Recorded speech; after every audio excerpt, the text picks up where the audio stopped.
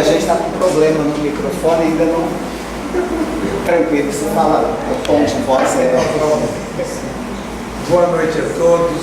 Boa noite. É sempre com imensa alegria que a gente retorna a essa casa, né? O Jora disse assim que eu vinha querer ainda era jovem, mas também era jovem nessa época, tá? É verdade, você era muito jovem, certo? É uma alegria muito grande vir aqui ao Centro Espírita, Apóstolo de Jesus. Foi aqui que eu fiz a minha primeira palestra também, né? Foi aqui que eu fiz a primeira palestra, então sempre uma alegria muito grande para a gente. Principalmente para todos nós que somos espíritas, e a doutrina espírita representa para as nossas existências, para a nossa vida, uma dádiva, né? Todos nós somos beneficiados pelos esclarecimentos da doutrina espírita.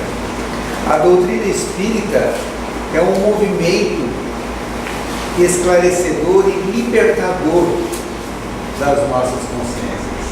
Através da doutrina espírita, através dos esclarecimentos que a doutrina espírita nos traz, nós vamos nos libertando de conceitos errados, de crenças que nós temos dentro de nós, que acabam atrapalhando a nossa existência, atrapalhando as nossas atitudes, fazendo com que nós, às vezes, demoramos no processo nosso de evolução.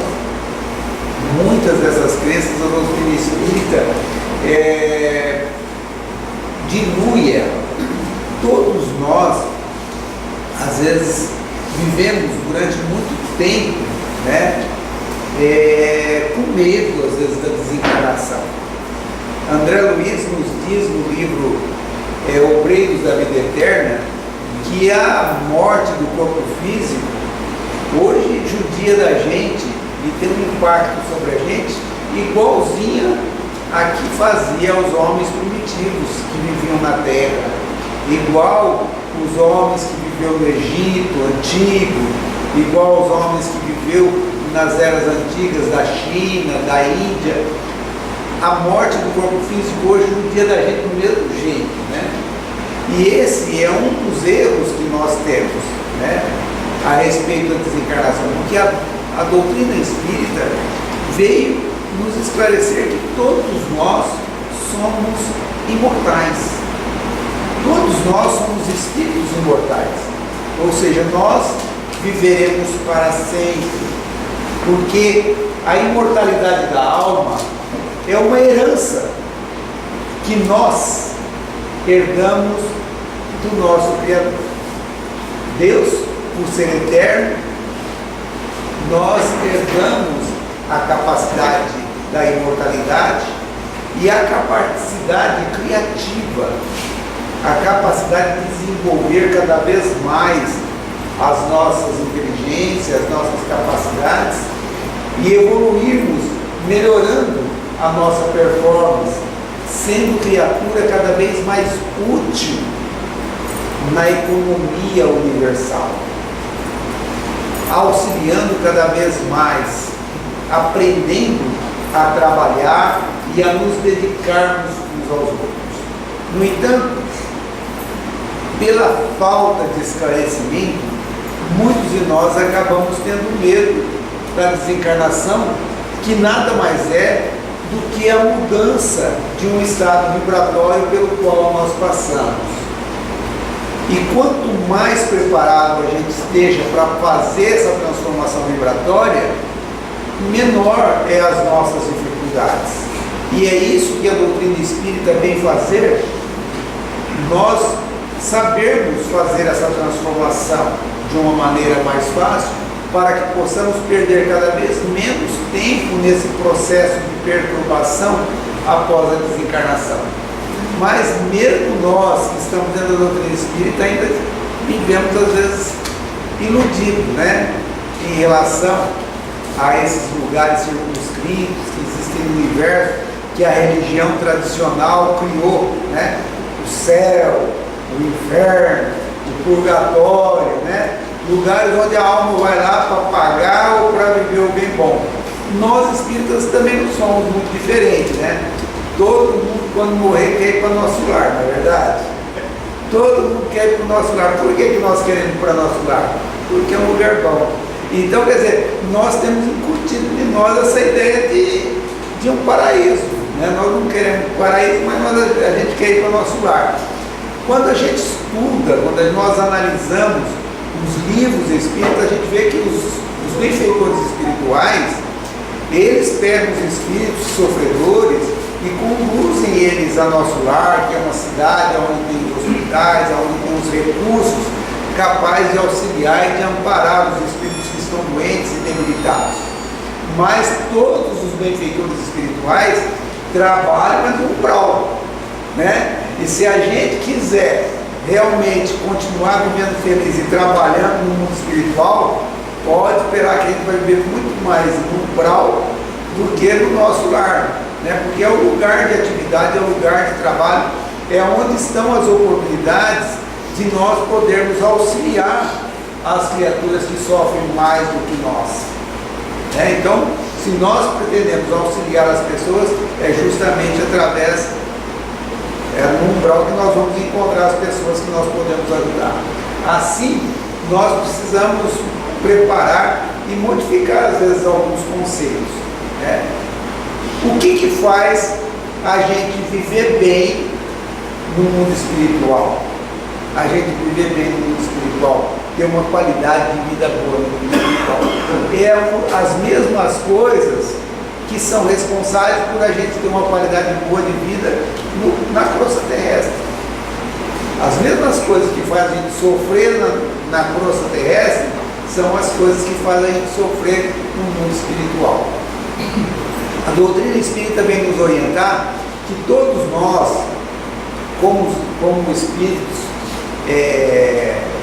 filhos de Deus, absorvemos, né, do cosmos, ou seja, o universo todinho, segundo a doutrina espírita, segundo Allan Kardec, está inundada de uma força que é emanada do Criador, chamado fluido cósmico.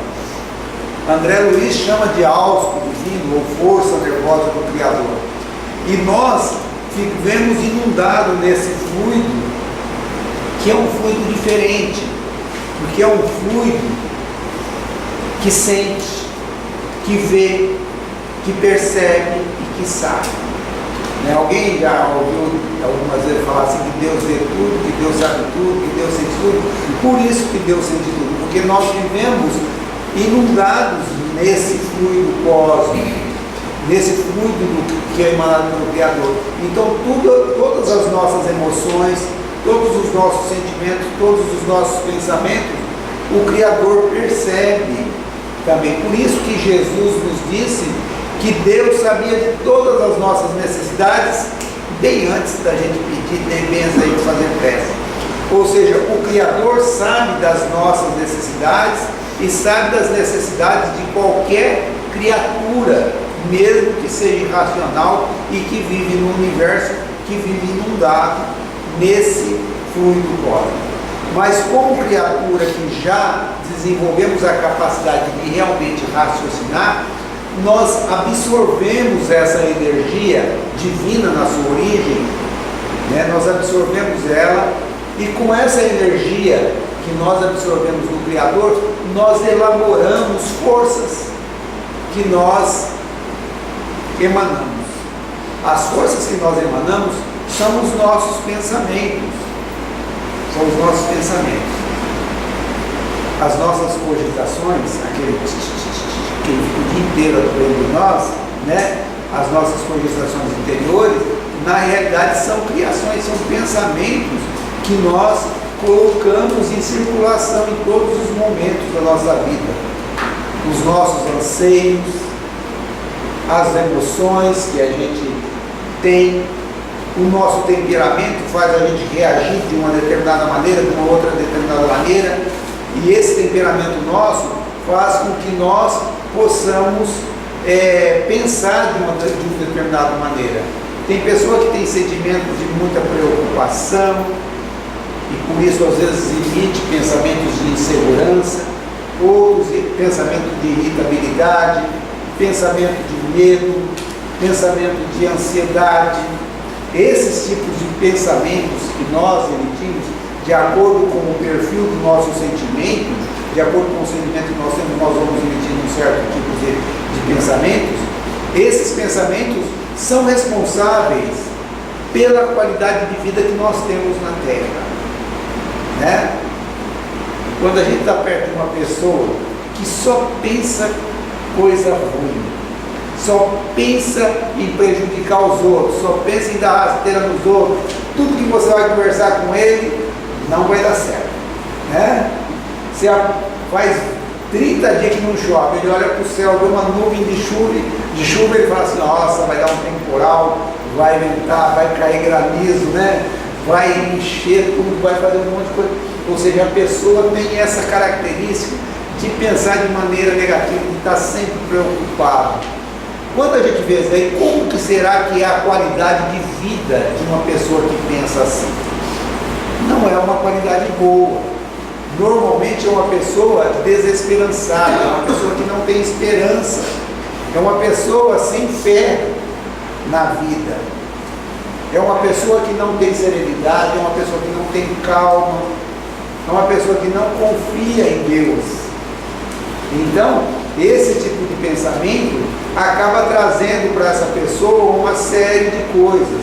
É uma pessoa que vive com insegurança, vive instável, vive com medo, né? São esses tipos de sentimento que a pessoa vive envolvida. E esse tipo de pensamento acaba gerando uma série de pensamentos ruins, né? Muitas vezes a gente pensa, não, mas eu às vezes fico paradinho ali, fico cogitando coisas, mas isso não é nada. Não é assim.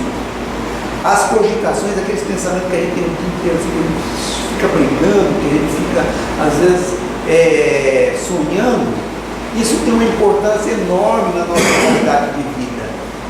Por quê? Porque todo pensamento nosso, ele tem dois tipos, tem uma característica. A característica dele é eletromagnética. Ou seja, ela tem a característica da eletricidade e do magnetismo. Né? O benfeitor Calderaro disse assim que nós utilizamos a força mental mais do que nós utilizamos a energia elétrica.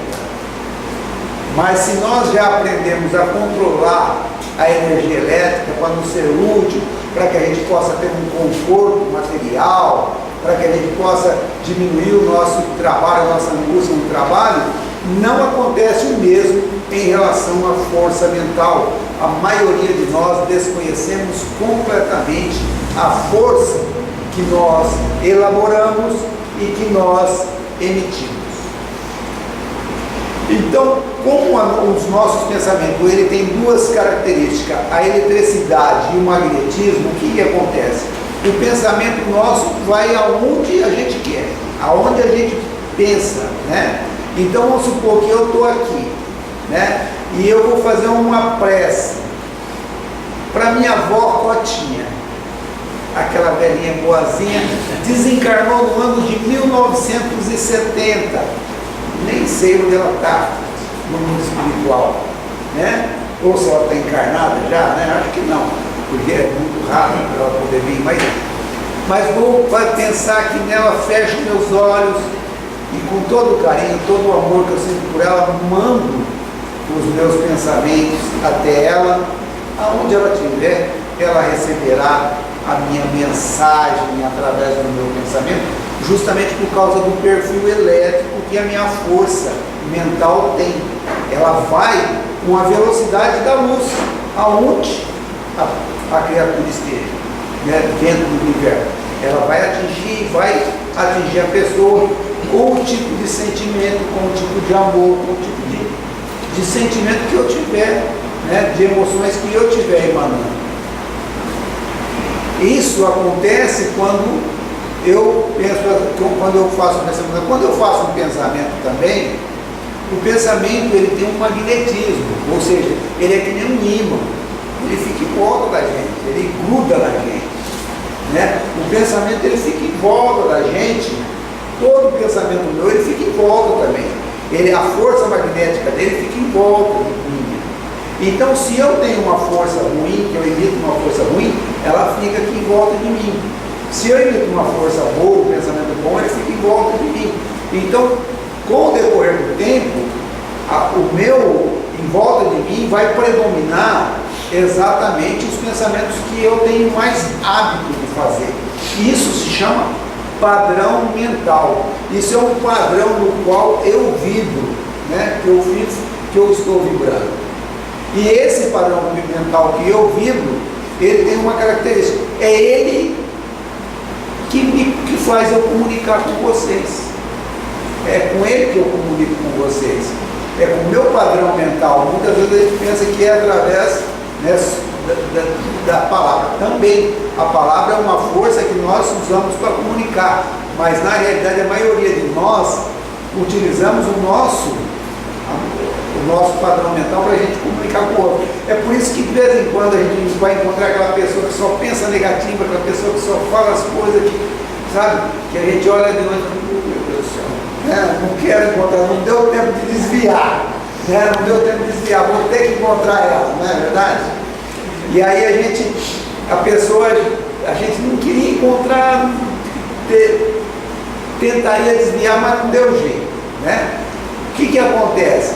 Para a gente permutar, para a gente trocar energia mental, a gente precisa estar no mesmo padrão da outra pessoa, senão não consegue trocar. Então, por que eu me sinto mal quando eu vejo fulano de tal que eu não gosto? Né? Por que será? Se eu tenho um padrão mental melhor do que o dele, né? A gente pensa assim, não é verdade? Mas a hora que eu olho ele, eu falo, meu padrão meu padrão está baixo, né? Eu já diminuo meu padrão só pelo fato de eu me posicionar de uma maneira contrária dele. Quando ele começa a conversar, que ele começa a me deixar ansioso, começa a me deixar nervoso, começa a me deixar irritado, eu vou abaixando meu padrão mental e entro na faixa vibratória dele. E aí eu troco as energias com ele. E depois que eu saio de lá, eu saio, como todo mundo diz, carregado, na verdade. Não é porque o outro tinha um pensamento ruim, é porque eu abaixei o meu. Quando eu abaixei o meu, então a gente trocou a energia. Às vezes as pessoas falam, vou dar um abraço em você, quero pegar um pouco dessa tua energia aí. Ninguém rouba a energia de ninguém, a gente troca. Sempre assim, a gente troca energia um com o outro. E por que eu sinto mal quando eu faço as coisas erradas, quando eu penso mal e quando eu troco a energia mal? Por que eu sinto mal desse jeito? Por que eu tenho esse mal-estar? Emmanuel nos socorre no livro Pensamento e Vida, falando para a gente que o nosso pensamento ele tem um perfil, né? A força mental ruim, a força mental pessimista, certo? Ela é corrosiva. Ou seja, o que é corrosivo? É tudo que é muito ácido ou muito alcalino. Corrosivo é alguma coisa que derrete as coisas, né? Que dilui as coisas. Então, o pensamento ruim, ele tem essa capacidade de diluir os tecidos do nosso corpo espiritual e diluir também os tecidos do corpo físico. Então, ele vinca, ele marca pelo espírito. A força ruim, ela é dilacerante, né? Ela tira pedaços. A gente vai vendo isso aí através da literatura espírita. No livro Nosso Lar, tem uma senhora lá que cometeu um monte de aborto e ela estava, André Luiz vê ela e disse que viu um monte de manchas pretas nela, né? Aquelas manchas de acordo com os pensamentos ruins que ela emitia, do arrependimento e do remorso que ela trazia dentro dela, ia provocando aqueles buracos no corpo espiritual dela. A mesma coisa acontece com a gente quando nós criamos um vício de realmente emanar de maneira viciosa essas forças. A força má, ela é debilitante, ela faz com que a pessoa se sinta fraca, com que a pessoa se sinta mal, e aí a pessoa começa a se sentir que está doente, que está ansioso, que está angustiado, e esses mal-estar vão se instalando e vão se intensificando em nós, até que acaba provocando um desequilíbrio em nós. Muitas vezes a gente vê uma pessoa, às vezes com problema físico, às vezes com defeito físico, a gente fala, está pagando a dívida do passado, fez coisa errada e agora vem desse jeito para pagar. Não é bem assim, Deus não castiga ninguém, certo? Somos nós quem dilaceramos o nosso corpo espiritual através das forças que nós emitimos, né? Quando nós fazemos alguma coisa errada, que nós caímos em culpa, que nós caímos em grandes remorsos, a partir do momento que nós caímos nesse estado, que nós vamos produzir grande quantidade de forças corrosivas e dilacerantes, é quando a gente mutila o nosso corpo espiritual. E o nosso corpo espiritual começa estando mutilado. Quando a gente renasce, nós renascemos com os defeitos que tem no corpo espiritual, qualquer defeito que seja, né?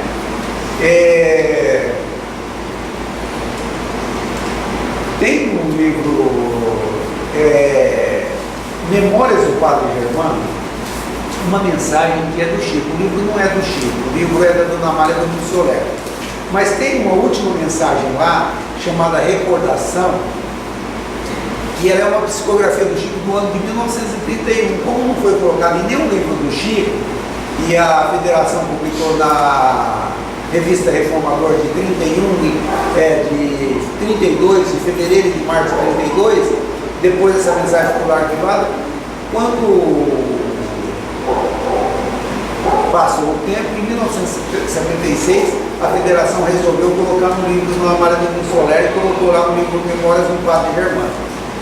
O Padre Germano, quando teve em Uberaba, ele contou que um dia ele estava na igreja dele, lá onde tomava conta, lá na Europa, e alguém bateu na porta lá da igreja e disse: Padre, estão chamando o senhor para o senhor ouvir as últimas confissões do Conde Enoque.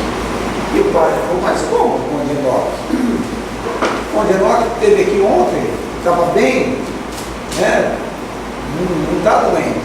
Ele disse: mas as pessoas que me mandaram disseram para o senhor que é capaz do senhor chegar lá e não dar tempo do senhor ouvir a sua última confissão.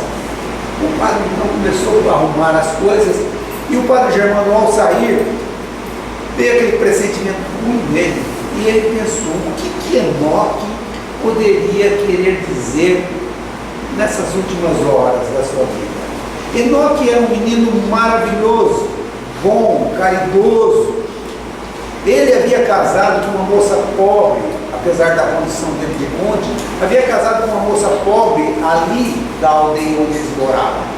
Ela era um pouco fútil, uma moça muito bonita, muito alegre, muito viva, e os dois se amavam muito e viviam muito felizes no condado onde eles moravam.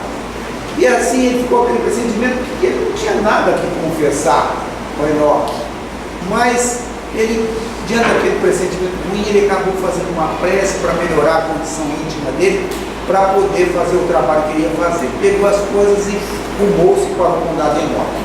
Ao chegar no castelo, ao entrar os aposentos luxuosos do castelo, Margarida, a esposa de Enoque, correu ao seu encontro, chorando, desesperada, abraçou ele, e chorando foram os dois abraçados e adentraram o grande quarto, o luxuoso quarto de Enoque.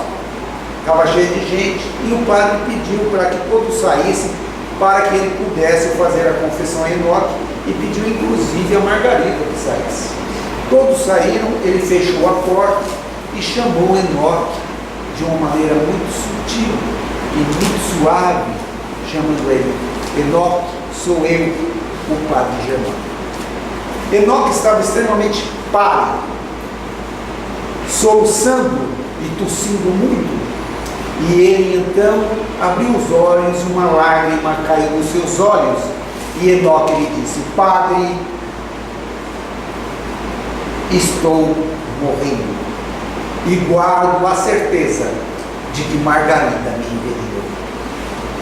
Descobri a traição e um tóxico poderoso me rouba a vida. O médico, e quando ele disse o médico, uma crise de soluço e de tosse foi provocando, e o padre percebeu que ele iria morrer naquele momento. Então o padre se debruçou sobre o seu corpo, já enrijecido, e disse a ele: não guarde rancor, meu filho, não guarde ódio em seu coração, você é um bom homem, confessará com Deus, Jesus Cristo é um bom Espírito, cuidará de você aonde você for, o mesmo não acontecerá aos seus assassinos, esses terão que padecer durante séculos. Não guarde ódio, não guarde rancor, vá com Deus, meu filho. E ele então disse que ao observar, ao fazer isso, extremamente emocionado, percebeu que, como se fosse um sorriso, havia brotado no rosto daquele cadáver. Ele se emocionou demais, começou a chorar, até mesmo revoltado, mas de repente percebeu movimentações diferentes naquele quarto. Eram anjos, eram espíritos superiores que chegavam para auxiliar aquele rapaz bondoso que acabava de morrer. Então ele fez uma prece em auxílio a Enoque, prece que ele nunca mais deixaria de fazer um dia sequer por aquele espírito. Depois se recompôs interiormente, abriu a porta do quarto. Margarida entrou desesperada, debruçou-se sobre o cadáver e chorou longamente.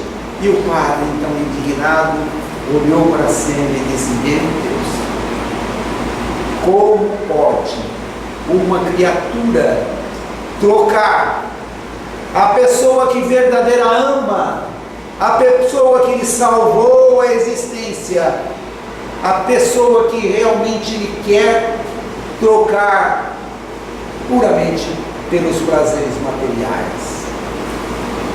O padre então olhou para Margarida. Margarida correu ao seu encontro e lhe perguntou quais foram os últimos desejos de Enoque. E o padre então lhe disse: infelizmente ele os levou para o túmulo. Não conseguiu me falar uma palavra sequer. E então, observando o seu semblante, disse que parece que alguém havia lhe tirado toneladas de peso de sobre as costas. E então o padre olhou para ela e disse: já cumpri com as minhas obrigações sacerdotais. Se a senhora me der licença, eu vou embora. O que foi concedido, e ele disse que foi embora para nunca mais voltar àquele condado. O primeiro ano ele disse que Margarida fez aquele luto superficial. No segundo ano casou-se com um médico que havia diagnosticado aquele mal-estar súbito de Enoque. Os dois se apoderaram da enorme fortuna de Enoque e começaram a viajar por todas as capitais da Europa, em noites de bacanais e orgias, numa queda moral cada vez maior. Margarida somente voltou para a aldeia ou para o condado quando a fortuna de Enoque, e que agora era de Margarida, estava muito reduzida. Agora não era mais a mesma moça. A culpa, o remorso havia lhe marcado, havia lhe indicado o rosto. Agora ela não faltava mais sequer um dia do santo ofício da missa. Todos os dias vinha na missa, nunca procurou o padre do confessionário. Não que ele quisesse, ele até gostava que ela não o procurasse. Ele tinha medo de destratá-la, fugindo assim a sua missão sacerdotal. Mas ele disse que durante muitas tardes ele observava ela dentro da igrejinha, debruçada sobre a imagem do Cristo crucificado, a chorar desesperadamente o arrependimento. Nos sermões, ele falava a respeito da necessidade do sofrimento para que a criatura pudesse se entregar a Deus, para que a criatura pudesse trocar os seus pensamentos ruins, para que pudesse começar uma nova jornada na vida. Passou-se um tempo e um dia alguém bateu na porta da igreja novamente, dizendo ao padre: estão chamando o senhor no condado de Margarida para ouvir as últimas confissões. O padre então se preparou e foi até o castelo, mas disse que ao chegar lá, a única coisa que ele viu foi 2 olhos imensamente abertos no rosto de um defunto, como se tivesse visto alguma coisa muito pavorosa. Ele retornou novamente para a aldeia, pensando, com certeza ela irá se confessar com Deus. Tomou novamente a sua vida, trabalhando na pequena aldeia durante mais algum tempo, e ele disse que com o decorrer do tempo também, um dia, a morte lhe visitou e ele acabou morrendo. Morreu, se viu acordado em um lugar convalescente, abriu os olhos e percebeu que o quarto estava cheio de gente. Eram todos seus amigos, eram os aldeões que haviam lhe ouvido as missas na pequena igrejinha, eram as pessoas que ele havia consolado, eram todos aqueles que haviam partido antes dele. O primeiro de todos era Enoque, que ao ver lúcido e de olhos abertos, correu ao seu encontro, abraçou e disse a ele: muito obrigado pelas suas recomendações finais nos meus derradeiros instantes da vida. Muito obrigado pelas suas preces, que como uma pajem cuidou de mim durante todo esse tempo. Muito obrigado pelo seu carinho e pelo amor devotado a mim durante todo esse tempo. Depois, um por um, foi passando, lhe abraçando, lhe desejando felicidade. E ele disse então que depois, durante muito tempo, ele não queria mais pensar nas coisas da costa terrestre para viver a vida espiritual apenas. Mas depois de alguns meses, Enoque o procurou. Disse que tentava conversar com Margarida, tentava ajudá-la, mas não conseguia. Margarida agora se encontrava em um lugar sombrio, cercada pelas forças que ela mesma produzia, forças corrosivas e dilacerantes de angústia e de tristeza, aonde ela conseguia ouvir apenas as pragas, as pessoas que lhe culpavam, as pessoas que ela haviam prejudicado, as pessoas que ela havia aborrecido na terra. Não ouvia o seu chamado para poder auxiliá-la, vivia isolada. Pedia então a Padre Germano que o auxiliasse, o que o padre concordou. E o que ele conta é que durante 25 anos ele visitou Margarida diariamente, tentando fazê-la escutar as suas recomendações. Depois de 25 anos ela escutou, e o padre lhe sugeriu então um renascimento no corpo físico, para que o esquecimento do passado pudesse lhe trazer um lenitivo, para que ela pudesse retomar novamente a sua jornada evolutiva. E assim se fez. Margarida voltou ao corpo físico. Se nós deixarmos passar, depois vocês vão lá no livro e ler, é a última história do livro Memória do Padre Germano, que se chama-se Recordação. Quem não tiver o livro pode ir na internet, tem PDF, está lá no finalzinho. A história é muito mais extensa do que eu estou contando. Nós vamos deixar passar uns 16 anos para nós encontrarmos Margarida numa daquelas aldeias da região do norte, lá da Itália, no comecinho ali da Hungria, onde ela vivia agora. Ela era bem diferente daquela moça Margarida. As forças corrosivas e dilacerantes que ela produziu transformou profundas modificações em seu corpo. Na cabeça, vários redemoinhos obrigavam que ela mantivesse o seu cabelo sempre curto, o que lhe dava uma visão um tanto diferente. Os olhos sem sintonia nos olhos, dava uma aparência ruim de se olhar. A respiração era a única coisa que identificava que existia um nariz no meio daquele rosto. A boca e o aparelho fonético completamente desfigurado não conseguia emitir sons inteligentes, apenas sons como se fosse de um animal irracional. Sempre sozinha, nunca se lembrou da mãe que a acompanhava. Sempre andou sozinha desde pequena, abandonada e largada. Os homens brincalhões e cruéis a apelidaram de fera. Era assim que ela era conhecida. Na pequena aldeia onde ela vivia, com as suas próprias mãos, ela havia construído um pequeno barraco feito de madeiras e coberto de folhas. Era ali que ela enfrentava as intempéries daquele lugar. As grandes nevascas, as chuvas torrenciais, o frio extenso, os dias de calor. Era ali que ela ficava. Sempre assim. Mas no mundo espiritual, uma alma orava por ela.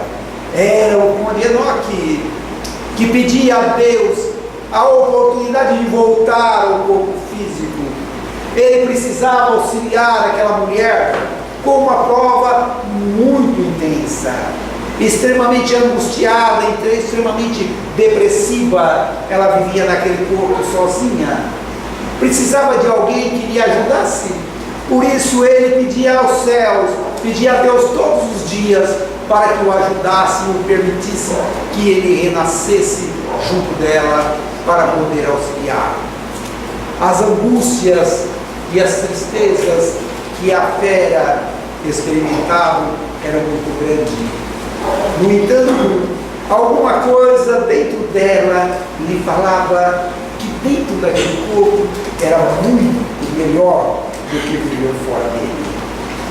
Ela trazia na certeza em sua consciência que havia feito alguma coisa de terrível no passado, e por isso aquela condição em que ela vivia hoje.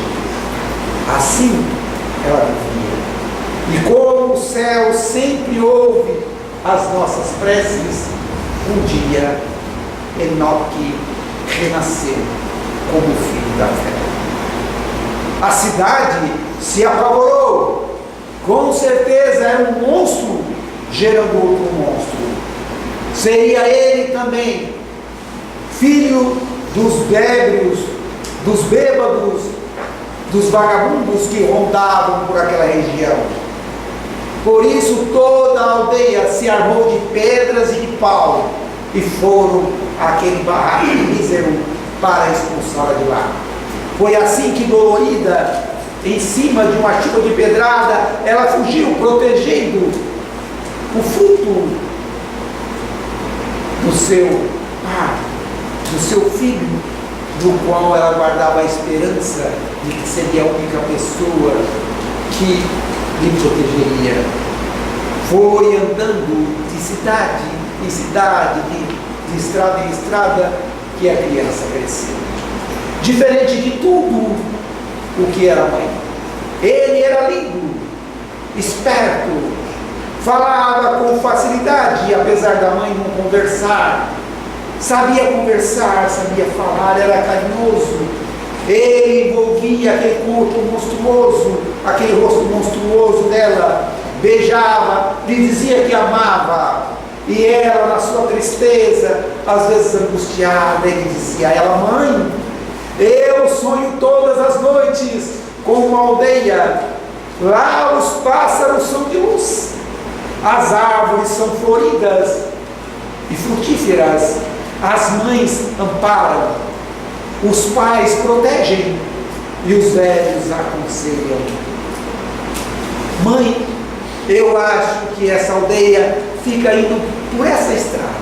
Pegava na mão da mãe e os dois se embrenhavam por estradas diferentes, e assim os dois iam conversando, e ele logo já tomou a dianteira. Era ele que ganhava o pão era ele que pedia água, era ele que trazia o provimento para ela, cuidando dela, era ele que alimentava ela de amor, e a sua vida se transformou.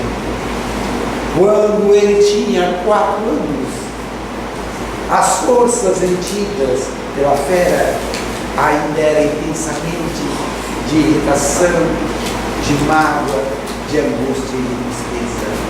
Por isso começou a brotar pela pele da fera manchas violetas. Era a lepra que chegava.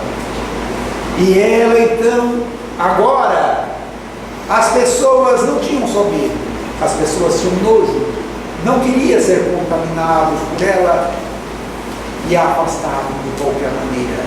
Os seus olhos começaram a apagar. Ela que não conhecera a mãe, que não conhecera o pai, que não conhecera nenhum amigo, agora não teria mais sequer o prazer de ver aquele filho que ela tanto amava. Mas quando ele completou 5 anos, eles pararam em uma aldeia. E ele entrou na aldeia, depois de deixar a mãe embaixo de uma sombra de uma árvore, para pedir um pedaço de pão, um copo de água. Fazia muito frio. A aldeia estava completamente vazia. E ele então começou a procurar por pessoas, mas então caiu naquela região uma nevasca, como poucas já haviam caído naquela região. Quando o temporal passou, a cidade se apavorou, porque um monstro entrou à aldeia, vasculhando o arbusto, procurando dentro dos quintais, invadindo as casas a procurar alguma coisa que ninguém sabia o que era. Mas depois de algumas horas, alguém trouxe o corpo de uma criança da cor da neve que havia sido estudada. A fera estava inquieta, sentada, ninguém sabia o que fazer. Aquela pessoa trouxe e colocou aquele corpo no colo dela. Ela então pegou aquele corpo gelado, apalpou-o, passou a mão nos seus cabelos e chorou desesperada, urrou de dor. As pessoas simplesmente se afastaram, deixou ela na sua dor. Ninguém se confraternizou na sua dor. Ela ficou ali sozinha, sofrendo durante horas, abraçada àquele corpo frio. Depois de algumas horas, as pessoas vieram e pegaram a criança e arrancaram a criança para sepultar no chão, como deveriam fazer. As pessoas a reconheceram. Aquela mulher era a fera, a mesma mulher que eles haviam expulsado anos atrás. E com certeza aquela criança era o filho que ela tinha tido ali. Por isso, talvez por remorso, a conduzirem ao mesmo casebre em que ela vivia. E lá deixaram. Poucas pessoas lhe levaram um pedaço de pão, um copo de água. Era naquele casebre que ela vivia a fome intensa, a sede terrível, os frios intensos. Era ali que ela padeceu o resto dos seus dias. Nos momentos de desespero e de dor, de febre alta, em delírio, ela ouvia a voz de uma criança que lhe falava: mãe, eu agora vivo em uma aldeia, aqui os pássaros são de luz, as árvores são frondosas e frutíferas, as mães amparam, os pais os cuidam, os velhos aconselham. Mãe, caminhe um pouco mais pela dor e me encontrarás aqui. Assim era, nesses momentos, tinha um pouco de alegria, conseguia adormecer por alguns instantes. Depois de passar muito tempo em grande sofrimento, um dia ela escutou vozes perto dela. Começou a prestar atenção, era a voz de um homem que dizia: Pai de soberana bondade, tende compaixão dessa nossa irmã. Ela não é mais a fera sedenta pelos prazeres materiais, capaz de trair, capaz de matar para possuir. O sofrimento lhe trouxe de volta a razão. Ela agora quer crescer, quer evoluir. Ajude-a, Pai. Ela então virou o rosto e de repente viu que era um homem todo maravilhoso. Era justamente Enoque que estava ao seu lado. Aquele homem de luz estendeu a mão e retirou-a daquele corpo em estado de putrefação. Ela, ao sair do corpo, sentiu-se sonolenta. Ele a abraçou e a conduziu aos mundos espirituais para providenciar novas encarnações, para que ela pudesse ter a sua redenção, continuar melhorando. É isso que acontece quando nós, às vezes, nos embrenhamos em pensamentos nocivos, em pensamentos maus.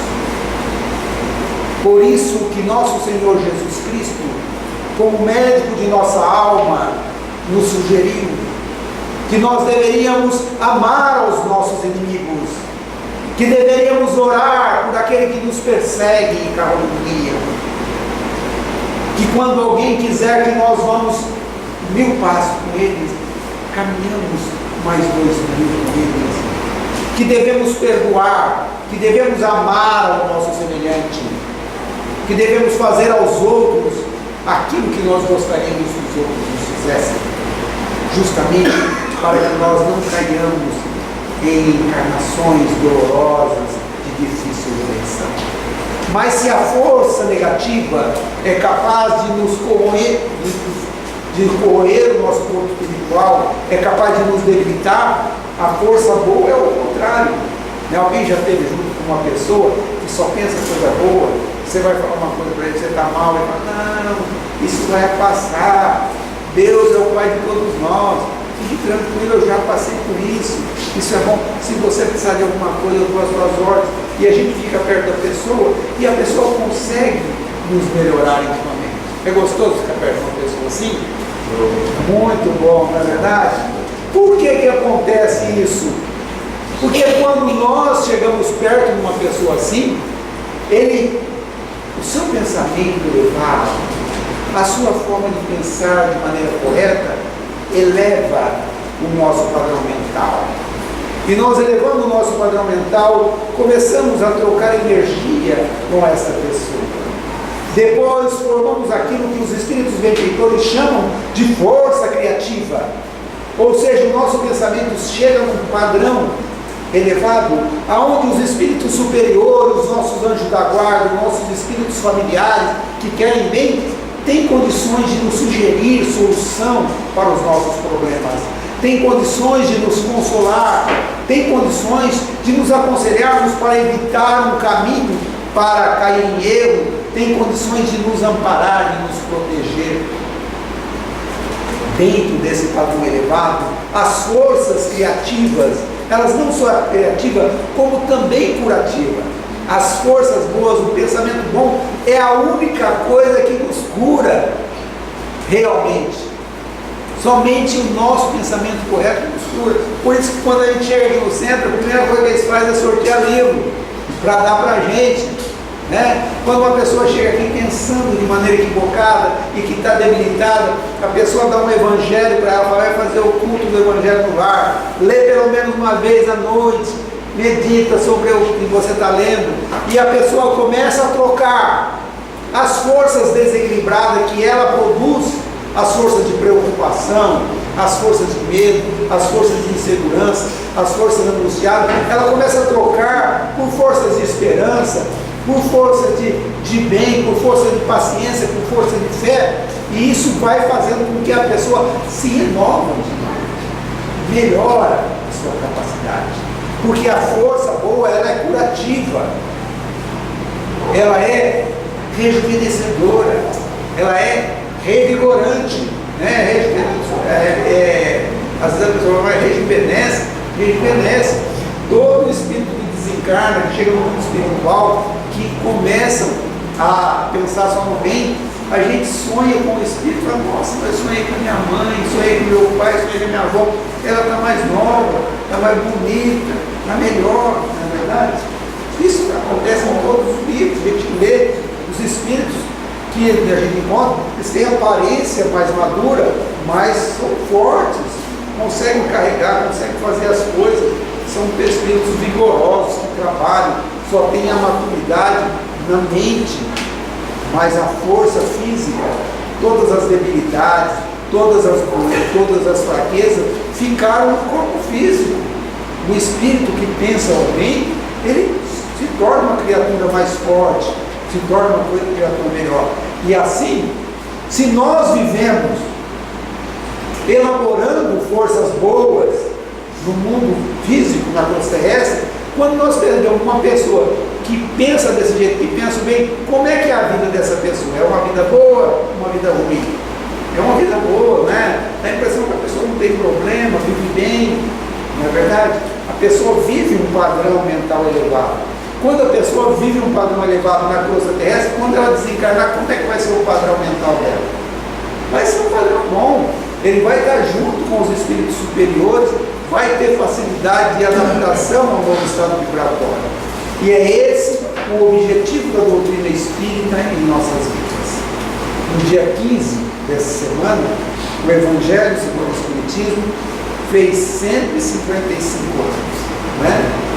O Evangelho segundo o Espiritismo é a parte moral do Evangelho de Jesus, que faz com que nós possamos pensar de maneira edificante, que possamos melhorar a nossa condição vibratória. Que Jesus nos ilumine a todos e que todos nós possamos aproveitar a nossa existência, possamos aproveitar a doutrina espírita que nos ampara e nos ilumina a nossa vida. Muita paz. Muito obrigado. Deus abençoe.